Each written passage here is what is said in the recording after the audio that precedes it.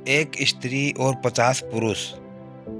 एक बार एक फकीर के आश्रम में प्रवेश लेने के लिए 4 स्त्रियां पहुंची। उनकी बड़ी जिद थी और फकीर के आश्रम में प्रवेश लेने के लिए बड़ा आग्रह कर रही थी। ऐसे में फकीर उन्हें टालता रहा, लेकिन एक सीमा आई कि अब तो उनकी बात को टालना भी असंभव हो गया था। आखिर में फकीर को दया आने लगी, क्योंकि वे द्वार पर बैठी ही रही, भूखी और प्यासी, और बार बार प्रार्थना किए जा रही थी कि उनको आश्रम में प्रवेश चाहिए।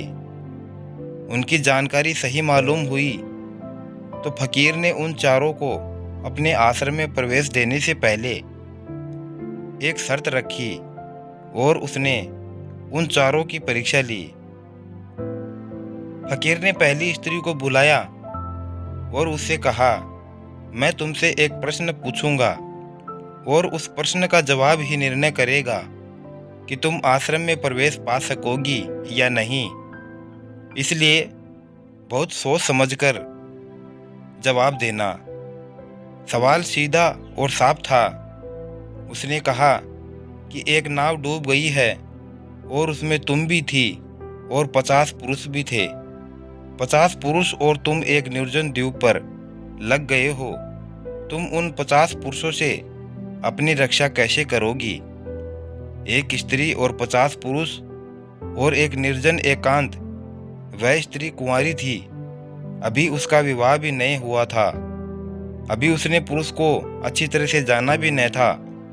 वह घबरा गई और उसने कहा कि अगर ऐसा होगा तो मैं किनारे लगूंगी ही नहीं, मैं तैरती रहूंगी और समुद्र में गहरे और चली जाऊंगी। मैं मर जाऊंगी, लेकिन इस द्वीप पर कदम न रखूंगी। फकीर हंसने लगा। उसने उस स्त्री को विदा देते हुए कहा कि मर जाना समस्या का समाधान नहीं है। अगर आत्मघात ही समस्या का समाधान होता तो सभी समस्याओं का समाधान हो जाता। यह पहला वर्ग है जो आत्मघात को समस्या का समाधान समझता है। इस संसार में मरने से कुछ हल होने वाला नहीं है, मनुष्य का फिर जन्म हो जाता है। अब बारी दूसरी स्त्री की। उसे बुलाया गया। वह दूसरी स्त्री विवाहिता थी।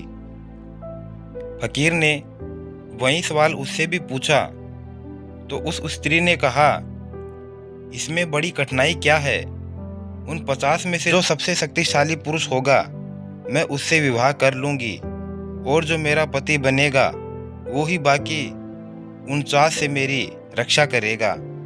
यह उसका बंधा हुआ अनुभव है, लेकिन उसे पता नहीं कि परिस्थिति बिल्कुल अलग है। उसके देश में यह होता होगा कि उसने विवाह कर लिया और एक व्यक्ति ने बाकी से रक्षा की, लेकिन एक व्यक्ति बाकी से रक्षा नहीं कर सकता। एक अकेला व्यक्ति कितना ही शक्तिशाली क्यों न हो, 50 से ज़्यादा शक्तिशाली थोड़ी न होगा। स्त्री की रक्षा असल में एक पति थोड़े करता है। जो 50 की पत्नियां हैं वह उन 50 को सीमा से बाहर जाने नहीं देंगी। फकीर ने उस स्त्री को विदा कर दिया और उससे कहा कि तुझे अभी बहुत कुछ सीखना पड़ेगा। इसके पहले कि तुम स्वीकृत हो सको, तुमने एक बात नहीं सीखी है अभी, कि परिस्थिति को बदलने के लिए नया समाधान चाहिए। समस्या ऊपर से चाहे पुरानी दिखाई पड़े, लेकिन भीतर से नई हो जाती है। अब तीसरी स्त्री बुलाई गई। वह एक वेश्या थी, और जब फकीर ने उसे समस्या बताई कि समस्या यह है कि 50 आदमी हैं और तुम हो, नाव डूब गई, एकांत निर्जन द्वीप होगा, तुम अकेली स्त्री रहोगी, समस्या कठिन है, इस स्थिति में तुम क्या करोगी? वह वेश्या हंसने लगी और उसने कहा, मेरी समझ में आता है कि एक नाव है और 50 आदमी हैं, एक स्त्री मैं हूँ, फिर नाव डूब गई है, 50 आदमी और मैं किनारे लग गए, निर्जन द्वीप है, समझ में आता। लेकिन इसमें समस्या क्या है? एक वेश्या के लिए समस्या हो ही नहीं सकती। इसमें समस्या कहाँ है, यह मेरी समझ में नहीं आता। और जब समस्या ही न हो तो समाधान का सवाल ही नहीं उठता। दोस्तों, बहुत से लोग तीसरे वर्ग में होते हैं जो कहते हैं समस्या कहाँ है, परमात्मा कहाँ है जिसको तुम खोज रहे हो, ध्यान होता कहाँ है जिसकी तुम तलाश कर रहे हो, प्रार्थना, पूजा, मोक्ष, निर्वाण सपने हैं, समस्या है कहाँ, कोई आने वाला नहीं है, किस गुरु के पास जा रहे हो, किस लिए जा रहे हो, प्रश्न ही नहीं है, पूछना क्या है। वेश्या को भी विदा कर दिया क्योंकि जिसके लिए समस्या ही नहीं, उसे समाधान की यात्रा पर कैसे भेजा जा सकता है। अब अंत में चौथी स्त्री के सामने भी वही सवाल फकीर ने रखा। उस स्त्री ने सवाल सुना, आंखें बंद की और अपनी आंखें खोली और कहा, मुझे कुछ पता नहीं, मैं तो निपट मूर्ख अज्ञानी हूँ। चौथी स्त्री का जवाब सुनकर फकीर ने अपने आश्रम में स्वीकार उसे कर लिया।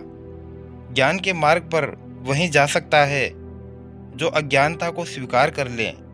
दोस्तों, कैसी लगी ये कहानी? अगर अच्छी लगी हो तो एक प्यारा सा लाइक करें और साथ ही साथ चैनल को सब्सक्राइब कर बेल आइकन जरूर प्रेस कर लें ताकि आने वाले नई वीडियो की नोटिफिकेशन आप तक सबसे पहले पहुंच जाए। वीडियो को अंत तक देखने के लिए आपका एक बार फिर दिल से बहुत बहुत धन्यवाद। जय श्री श्याम।